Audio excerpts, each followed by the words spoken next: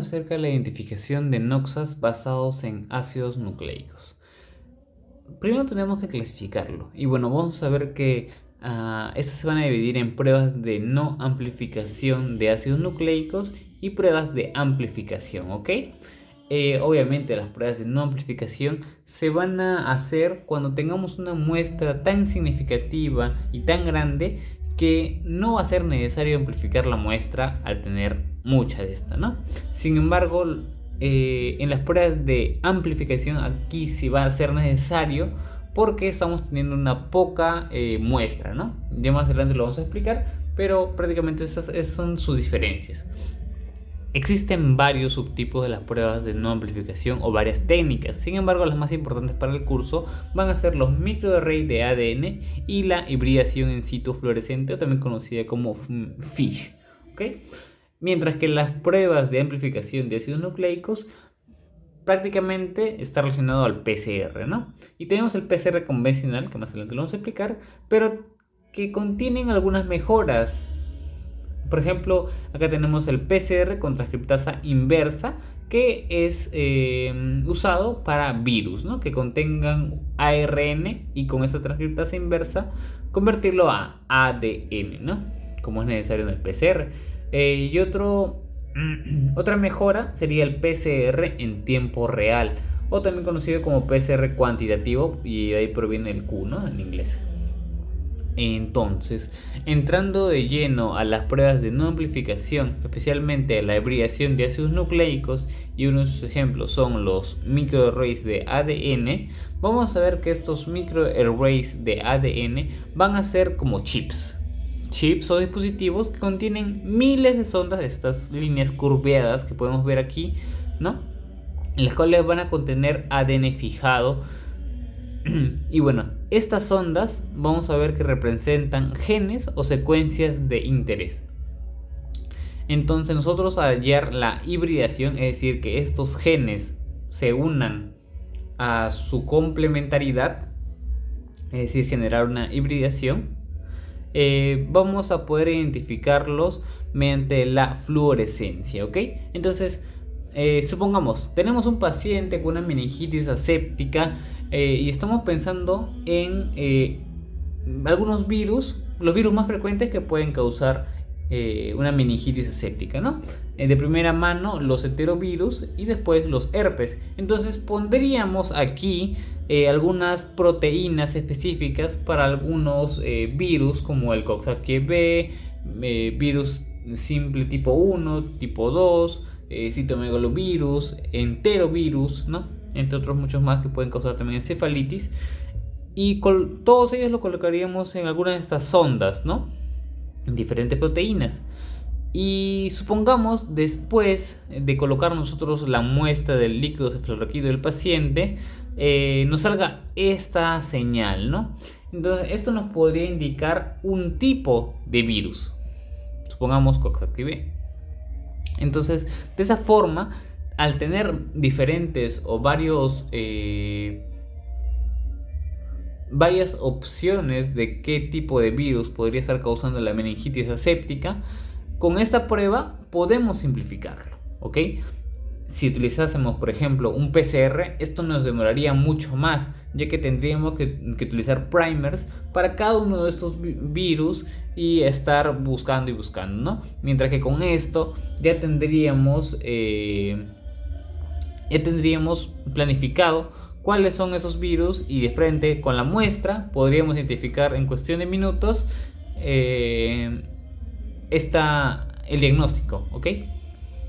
Y prácticamente esto es lo que se hizo en este caso con la influenza, que recordemos que tiene tipo A y tipo B, que son las más importantes, y estas se van a diferenciar en la hemaglutinina y en la neuraminidasa, ¿no? Específicamente en el tipo A. Y como vemos aquí, ya se hizo este chip específico para evaluar qué tipo de influenza es, ¿no? Entonces, esto es como una fotografía de perfil. Vemos que cada cuadro, cada fotografía tiene rasgos en específico, ¿no? Rasgos específicos de sus proteínas, ¿no? Entonces, pongamos que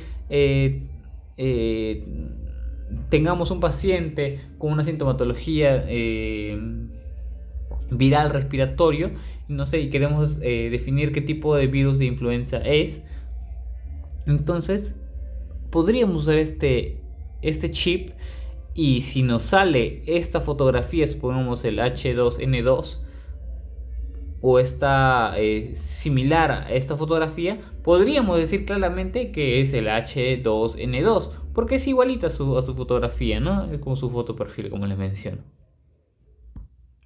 Ahora, hablando acerca de la hibridación in situ fluorescente, también conocida como FISH, debemos recordar que esta técnica nos va a ayudar a detectar y localizar secuencias específicas de ADN o ARN. Normalmente lo hemos revisado al ver leucemia mieloide crónica con el cromosoma Filadelfia, ¿ok? Pero también se utiliza, bueno, como también se puede utilizar para identificar algunos genes específicos, algunas proteínas en específicas, ¿no? Y esto se va a dar mediante la hibridación, ¿no? Entonces, lo que va a suceder aquí es que, a ver, tenemos una doble cadena de ADN en la cual, mediante el calor, estas se van a separar. Y aquí va a interactuar nuestra sonda fluorescente, la cual es complementaria al sitio específico el cual queremos, eh, el cual queremos visualizar, ¿no? Entonces, esta va a ser la sonda.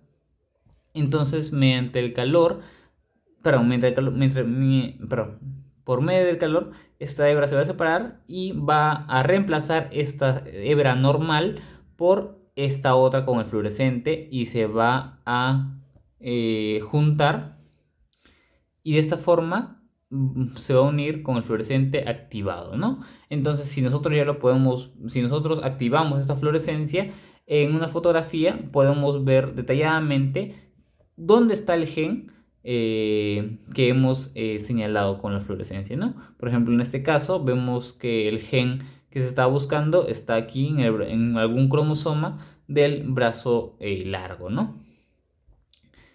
Y bueno, respecto a la microbiología y a la identificación de microorganismos, he encontrado este artículo en donde nos habla acerca de la aplicación del FISH en la identificación de microorganismos, en donde nos hablaba acerca de que podemos, por ejemplo, se puede utilizar para identificar Streptococcus pyogenes en faringitis, Staphylococcus aureus en bacteremia, algunos microorganismos en las biopelículas en heridas crónicas respecto a infecciones intrahospitalarias, ¿no? Pero lo que más interesante, lo que más me interesó fue la infección por Helicobacter pylori y la resistencia a los antibióticos. Me di el tiempo de buscar el artículo y este era, ¿no? Que dice método FISH como un método diagnóstico nuevo para la determinación de resistencia a la claritromicina en Helicobacter pylori, ¿no? Entonces, como podemos ver aquí en las imágenes bajo el microscopio y mediante una luz especializada para ver la fluorescencia, vamos a ver que en algunos puntos de aquí de la biopsia se ve con estas flechas blancas algunos puntos con fluorescencia, y estos puntos de fluorescencia significan que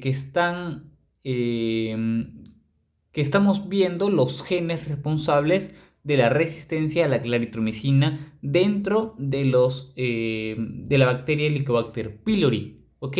Entonces vemos aquí claramente que están los genes. Entonces este paciente en D está con un Helicobacter pylori resistente a la claritromicina, por lo tanto deberíamos, en vez de darle claritromicina, darle otro tipo de antibióticos de segunda línea, ¿no? A comparación de este J, que prácticamente no estamos viendo ninguna clase de fluorescencia en la fotografía, o bueno, en la biopsia. Por lo tanto, deberíamos darle simplemente claritromicina, ya que no tiene genes de resistencia, ¿no? Muy interesante. Pasamos a hablar acerca de las pruebas de amplificación de ácidos nucleicos, o sea, prácticamente el PCR, o también conocido como reacción en cadena de polimerasa. Y como les mencionaba aquí, se emplean cantidades muy pequeñas de DNA o o RNA, que se van a replicar mucho para permitirnos detectar microorganismos, ¿ok? Entonces, en este también es importante señalar que vamos a utilizar los primers o cebadores, que son secuencias de ADN que van a delimitar la zona específica donde queremos entablar la amplificación, ¿no? Su longitud será de 15 a 30 nucleótidos, ¿ok? Y bueno, tiene sus fases, cómo funciona el PCR, ¿no? Las fases de desnaturalización, es decir, donde, como vimos también en el FISH, esto se va a separar, ambas hebras de ADN se van a separar por medio de la temperatura, y aquí en esta separación va a interactuar los primers, ¿no? Se van a unir a sus respectivos zonas de complemento, o también, y esta fase se va a conocer como fases de apareamiento o annealing. Obviamente también aquí va a cambiar la temperatura. Y en estos primers unidos a la cadena base de ADN, funcionará como un punto de inicio para que los ADN polimerasa construyan la otra parte del complemento de la hebra, ¿no? Entonces van a generar su complemento y ahora en este caso va a haber una duplicación de la anterior cadena, perdón, doble cadena, ¿no? Entonces esta fase se conoce como extensión o elongación, donde participa la ADN polimerasa. Y eso sería un ciclo, pero normalmente en el PCR se hacen 20, 30, 35, creo que es lo normal, de ciclos para obtener una muestra significativa, ¿no? Entonces, de esta forma vamos a poder identificar vamos a poder amplificar la muestra de las bases, de los genes que estamos buscando, ¿no? Y obviamente eso pasaría a una electroforesis de ADN en gel de agarosa para obtener, para ver los resultados del PCR, ¿no? Por ejemplo, aquí vemos que lo que estuvimos buscando está en el apartado de 400 pares de base, ¿ok? Lo cual se considera positivo para este PCR, pero sin embargo, si no estuviese esta línea aquí, no hubiese ninguna línea, entonces significaría que el PCR es negativo, que los primers no se han unido a ninguna cadena base de ningún virus o de ninguna bacteria, por lo tanto es negativa, ¿no? No ha podido generar una amplificación. Y esto sería lo que veríamos en los exámenes, ¿no? Acá resultado positivo, en este caso, ¿no? Y acá todo, ¿no? Por ejemplo, para el SARS-CoV-2, y es un exudado respiratorio, ¿no? Entonces, ahora lo que acabamos de ver es el PCR convencional, ¿no? Que es que detecta un único segmento del ADN mediante los primers, que acá utiliza dos fases, que es la amplificación mediante el PCR y la cuantificación mediante la electroforesis de ADN de gel de agarosa, ¿no? A comparación del PCR en tiempo real, que lo vamos a explicar ahora, tiene una menor sensibilidad y una menor especificidad. Sin embargo, necesita equipos menos costosos, ¿no? Ahora, el PCR en tiempo real va a detectar y a la vez cuantificar el ADN en una misma fase, en un mismo paso.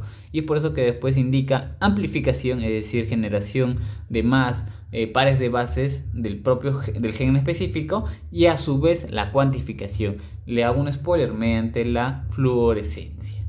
Esto va a tener una mayor sensibilidad y mayor especificidad. Sin embargo, sus equipos van a ser mucho más costosos. ¿Y ahora en qué consiste? ¿No? Este sería el PCR en tiempo real, o también conocido como cuantitativa, ya que, como acabo de mencionar, además de amplificar, cuantifica la señal. ¿Qué señal? La fluorescencia. Entonces, como los anteriores pasos, normalmente inicia con la desnaturalización, la hibridación y la extensión, donde interactúa el ADN polimerasa, ¿no? Pero aquí los primers, que vamos a ver aquí, estos primers van a llegar con una molécula fluorescente, ¿ok? Y estos van a llegar obviamente en la fase de annealing, pero en la fase de extensión mediado por el ADN polimerasa, este molécula fluorescente se va a activar, va a salir, y en ese momento es donde recién se denota la fluorescencia, no antes, sino cuando justo el ADN polimerasa pasa por todo el recorrido generando todo el complemento, la base complementaria, sale esta fluorescencia, ¿no?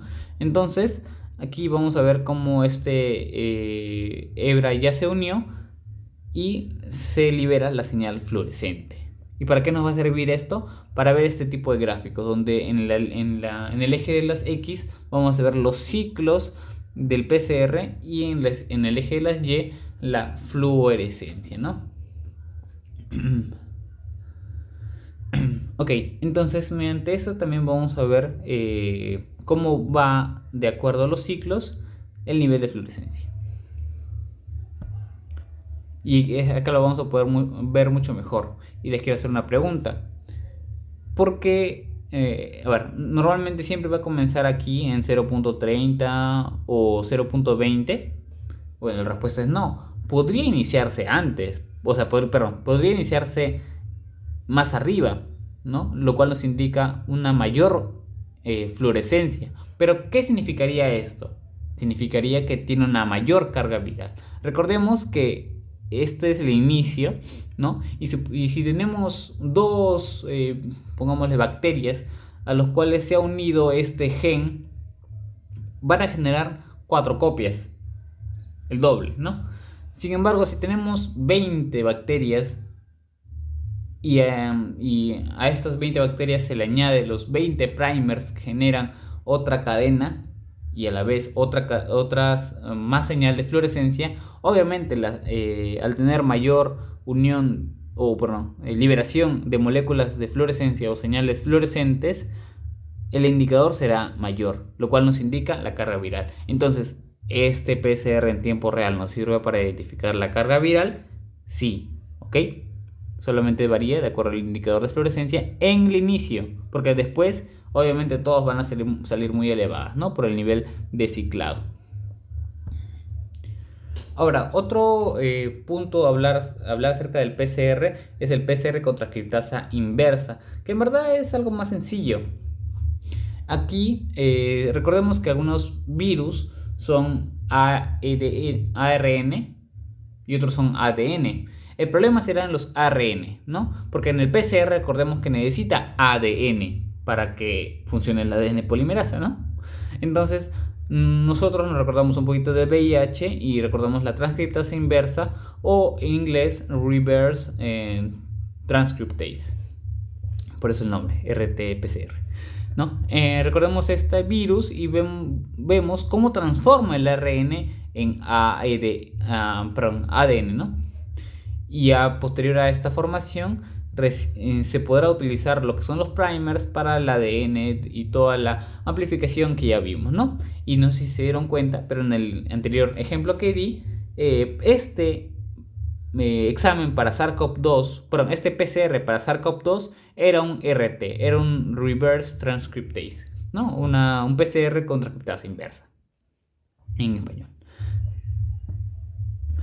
Entonces ahora la pregunta es, ¿cuándo usar las pruebas de amplificación de ácidos nucleicos y cuándo las de no amplificación? Y tenemos dos puntos clave, que es la cantidad de muestra y el ejemplo y los usos, ¿no? Por los ejemplos de usos, los ejemplos de aplicación.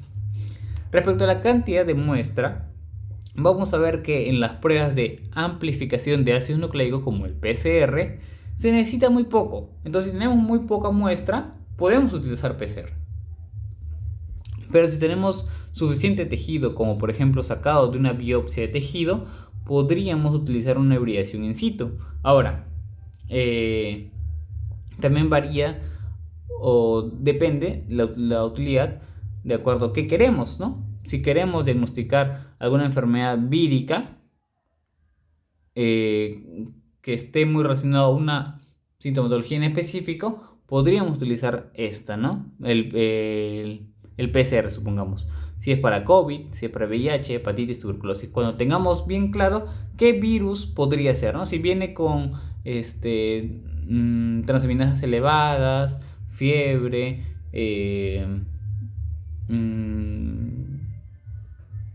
elevación de bilirrubinas, coluria, podríamos hacer un PCR, algún tipo de virus de hepatitis, ¿no? Pero sin embargo, como ya vimos en el ejemplo de la influenza, si no tenemos bien claro qué tipo de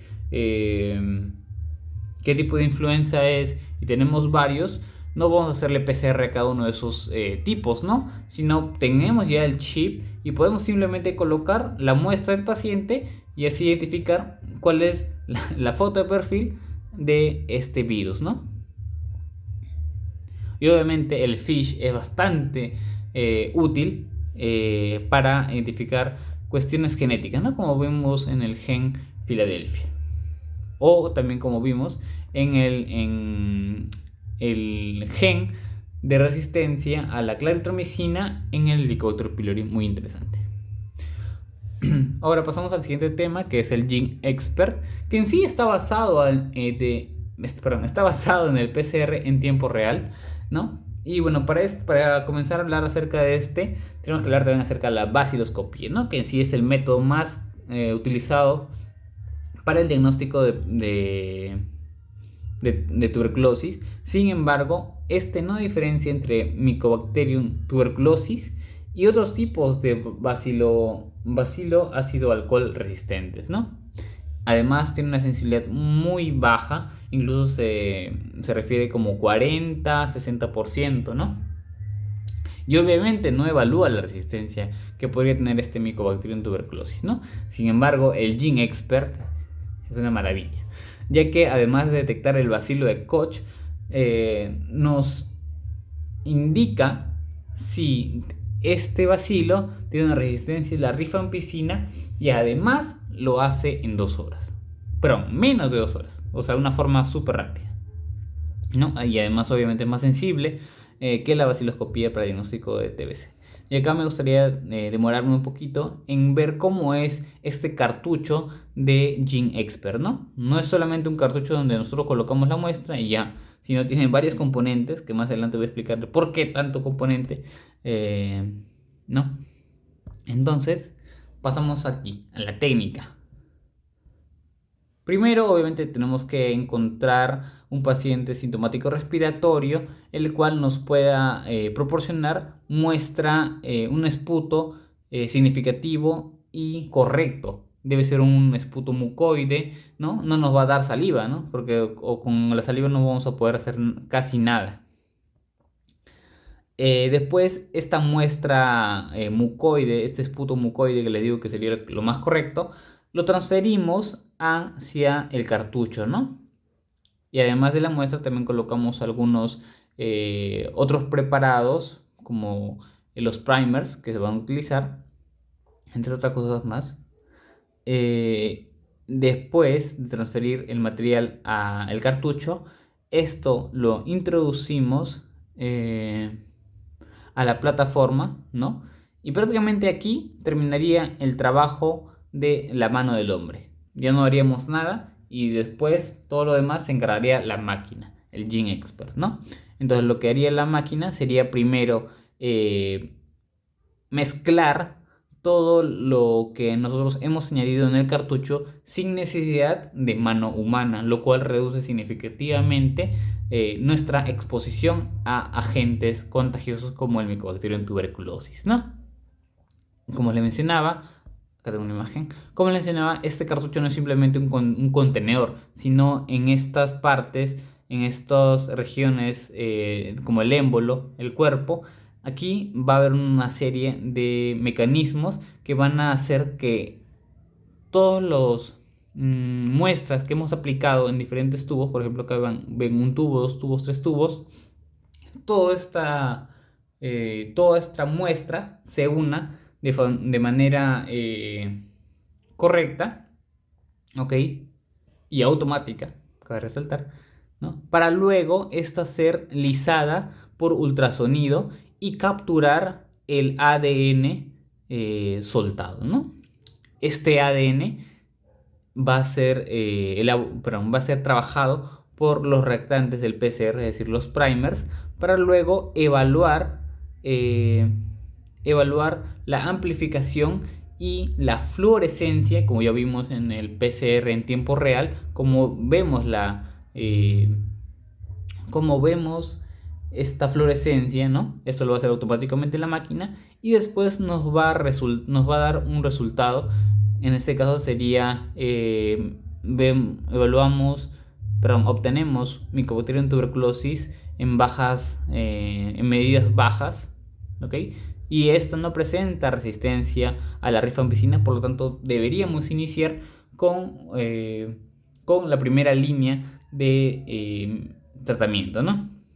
Y como vemos, el tiempo resultado es en 1 hora y 45 minutos. Muy bueno.